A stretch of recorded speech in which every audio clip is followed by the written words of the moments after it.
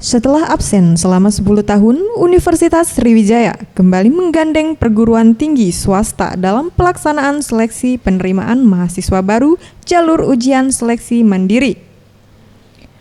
Menurut Zainuddin Nawawi, Wakil Rektor Universitas Sriwijaya mengatakan, untuk PTS yang terlibat dalam pelaksanaan USM ini sebanyak 3 PTS, yakni Universitas Tridinanti Palembang, Universitas IGM, dan Universitas Taman Siswa. Pendaftaran akan dibuka melalui jalur online mulai tanggal 1 Juni sampai 16 Juli 2017.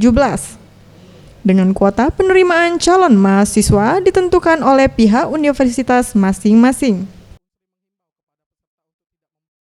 Panitia nasional untuk ujian mandiri melalui jalur USM ini itu 30% dari daya tampung, jadi sekitar 2000-an ya, 2000 total ya, 2100. Hanya perbedaannya pada tahun ini kita juga melibatkan PTS.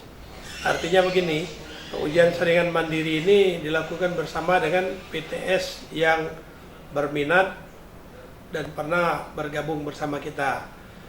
Nah, pada tahun ini yang sudah menyampaikan keinginan untuk melakukan seleksi bersama pada waktu Unsri melakukan seleksi itu adalah UIGM, UTP, dan mungkin juga.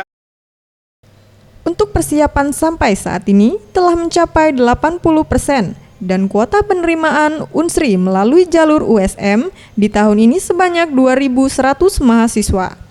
Jumlah ini meningkat karena regulasi penerimaan kuota naik menjadi 30%, yang sebelumnya 20% dari jumlah pendaftaran. Farel Dwi Satria, Sriwijaya TV.